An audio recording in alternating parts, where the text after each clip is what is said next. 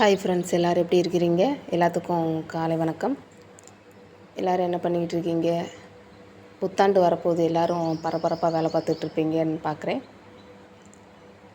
இன்றைக்கி பார்த்து நம்ம என்ன இது போட போகிறோன்னா, இன்றைக்கி என்ன சமையல் அப்படிங்கிறது தான் போட போகிறோம். இன்றைக்கி நம்ம வீட்டில் வழக்கம் போல் சாதம், வெள்ளைப்பூடு புளிக்குழம்பு. அதோட ரெசிபி கூட இங்கே ஷோ ஆகிக்கிட்டே தான் இருக்குது. வெள்ளைப்பூடு புளிக்குழம்பு ஒன்றும் பெரிய விஷயம்லாம் இல்லைங்க, சிம்பிள் தான். நம்ம என்ன புளிக்குழம்புக்கு எல்லாமே ஒரே மாதிரி தான். ஆனால் அந்த காய்கறி வெஜிடபிள்ஸ்லாம் அந்த வெஜிடபிள்ஸ் போடுறத பொறுத்து தான் உங்களுக்கு. கத்திரிக்காய் போட்டால் கத்திரிக்காய் புளிக்குழம்பு, வெள்ளைப்பூடு போட்டால் வெள்ளைப்பூடு புளிக்குழம்பு, வெண்டைக்காய் போட்டால் வெண்டைக்காய் புளிக்குழம்பு, அவ்வளோதாங்க. அதில் ஷோ ஆகிக்கிட்டு இருக்கு, அதை பார்த்து இது பண்ணிக்கோங்க. அது வந்து கடுகு, கருவேப்பிலை, வெங்காயம், தக்காளி, வெள்ளைப்பூடெல்லாம் போட்டு வதக்கி, அப்புறம் மஞ்சத்தூள், இந்த குழம்பு மிளகாய்த்தூள் இதை போடணும். குழம்பு மிளகாய்த்தூள் எல்லாம் போட்டு தண்ணி ஊற்றி புளி கரைசல் ஊற்றணும். அப்புறம் தேங்காய் அரைச்சி ஊற்றணும். தேங்காய் அரைச்சி ஊற்றி 2 செகண்டில் புளியும் தேங்காய் ஒன்று போல் கரைச்சி ஊற்றணும். அடுத்தடுத்து போட்டு அப்படியே ஒரு 2 நிமிஷம், 2லேருந்து 3 நிமிஷம் தான், அப்படி கொதிக்க விட்டு ஆஃப் பண்ணிடணும், அவ்வளோதான். புளி தண்ணி ஊற்றிட்டு தான் தேங்காய் ஊற்றணும். ஆனால் இது கடையில் வாங்குகிற பொடியோடு நம்ம வீட்டில் வாங்குகிற பொடி வச்சு இது பண்ணிங்கன்னா கரெக்டாக இருக்கும். நல்லா டேஸ்ட்டு நல்லா எடுத்து கொடுக்கும். கடையில் தான் வீட்டில் உள்ளது அது குவாலிட்டி அதை விட இதுதான் நல்லாயிருக்கும். வீட்டில் உள்ளது தான் பெஸ்ட்டு. முடிஞ்ச வரைக்கும் வீட்டிலே உள்ள பொடியவே யூஸ் பண்ண பாருங்கள். இன்றைக்கி எல்லார் வீட்லேயும் என்ன சமையல்னு கீழே கமெண்டில் சொல்லுங்கள். எங்கள் வீட்டில் இன்றைக்கி வெள்ளைப்பூடு புளிக்குழம்பும் முள்ளங்கி பொரியலும் தான். இதில் எதுவும் மிஸ்டேக் இருந்தாலும் சொல்லுங்கள். இதுதான் என்னோடய லாங் வீடியோ, ஃபஸ்ட்டு வீடியோ. கமெண்டில் வேறு எதுவும் டிப்ஸ் இருந்தாலும் சொல்லுங்கள். சரிங்க. இது வாய்ஸ்லேருந்து பின்னாடி பேக்ரவுண்டில் எதுவும் கேட்கும், ஃபேன் சவுண்ட் எதுவும் கேட்டாலும் இது பசங்க தூங்கிட்டு இருக்காங்க. அது இல்லாமல் இது வாய்ஸை கட் பண்ண முடியாது, அதான். சரி, எல்லாருக்கும் எப்படி வேலை போய்கிட்டு இருக்கு? புத்தாண்டுக்கு எல்லோரும் க்ளீனிங் ஒர்க்கை ஸ்டார்ட் பண்ணியிருப்பீங்க. எல்லோரும் இது லீவு, பிள்ளைங்களுக்கு லீவு வச்சு அவங்களையும் பிள்ளைகளே வச்சு சமாளிச்சுக்கிட்டு இருப்பீங்க. இது வரைக்கும் நம்ம சேனலை சப்ஸ்கிரைப் பண்ணாதவங்க நம்ம சேனலை சப்ஸ்கிரைப் பண்ணிவிட்டு பாருங்கள். அப்படியே ஆளுங்கிற ஆப்ஷனையும் கிளிக் பண்ணிக்கோங்க.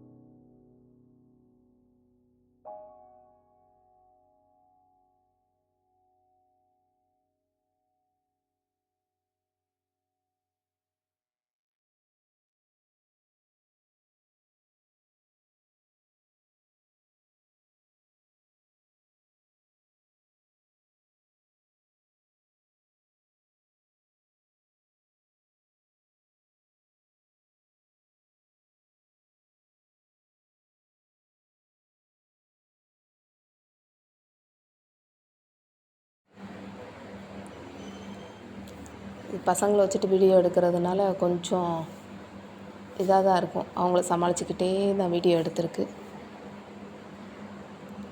அதனால் கொஞ்சம் முன்ன பின்ன இருக்கும். அடுத்தடுத்த வீடியோவில் நான் இதோட கிளியராக இது பண்ண பார்க்குறேன்.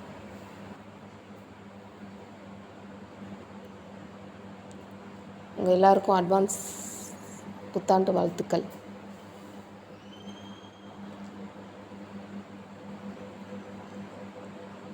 புது வருஷம் பிறக்க போகுது. நான் அடுத்த வருஷத்துலையாச்சும் எல்லாத்துக்குமே முன்னேற்றம் இருக்கணும். இந்த வருஷத்தோட எல்லாருக்கும் அடுத்த வருஷம் முன்னேற்றம் இருக்கணும்.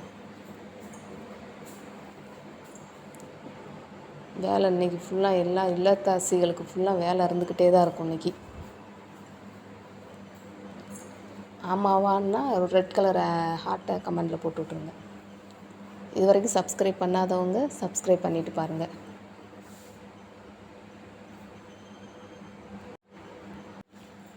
அப்புறம் எல்லோரும் நியூ இயருக்கு கோயில் அது இதுன்னு கிளம்ப பிளான் போட்டிருப்பீங்க. நிறைய பேர் கிளம்பி போயிருப்பீங்க. நியூ இயருக்கு போகாதவங்க ஒரு பக்கத்தில் இருக்கிற ஒரு சின்ன கோயிலுக்காச்சும் போயிட்டு வந்துடுங்க.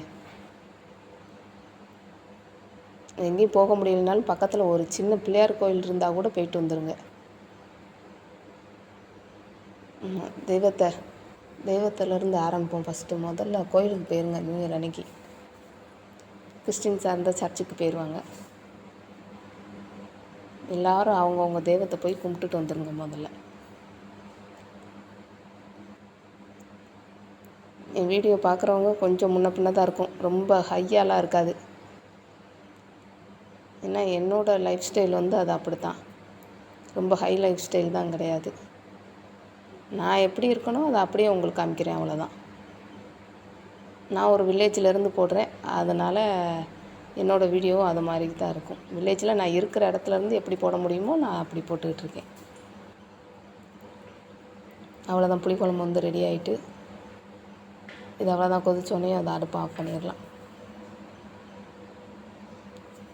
முடிஞ்சது. தேங்காய் ஊற்றிட்டு ரொம்ப ஆனால் கொதிக்க விடக்கூடாது. இதை தேங்காய் ஊற்றிட்டு ரொம்ப கொதிச்சா அந்த டேஸ்ட்டே போயிடும். ஒரு 2 நிமிஷம் தான். இது வந்து இதுக்கு முள்ளங்கி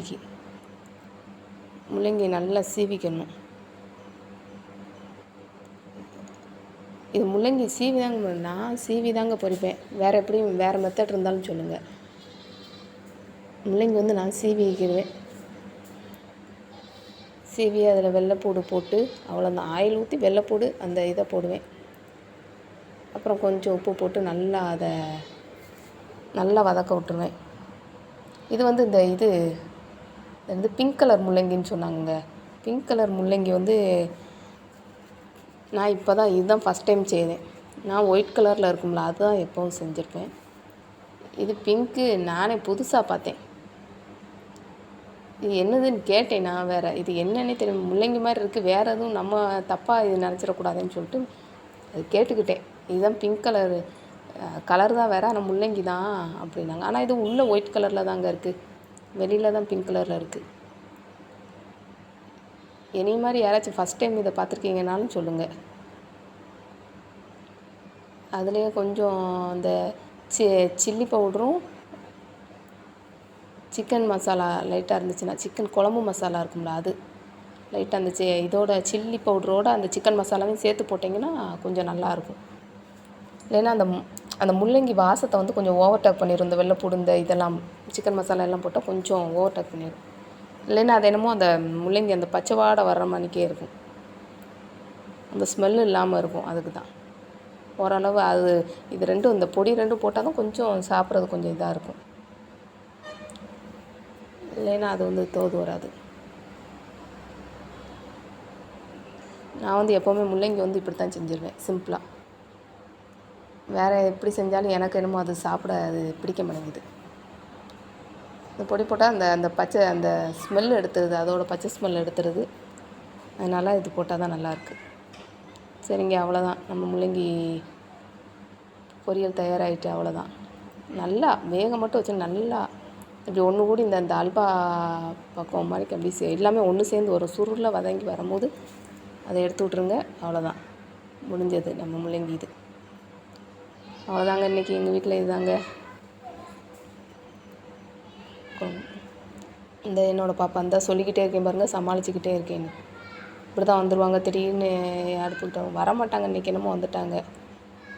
இன்னும் ஃபோன் இதெல்லாம் இருக்கே அப்படின்னு சொல்லிட்டு என்னமோன்ட்டு நினச்சி வந்துட்டாங்க. இதெல்லாம் புதுசு இல்லை, எனக்கே புதுசு, அவங்களுக்கு இது புதுசு தானே. என்னம்மா பண்ணுறீங்கன்னு வந்துட்டாங்க. சரி, எல்லாருக்கும் அட்வான்ஸ் நியூ இயர் வாழ்த்துக்கள். அடுத்து எல்லாம் முடிஞ்சது. இனிமேல் தாங்க நான் வேலையை ஸ்டார்ட் பண்ண போகிறேன்.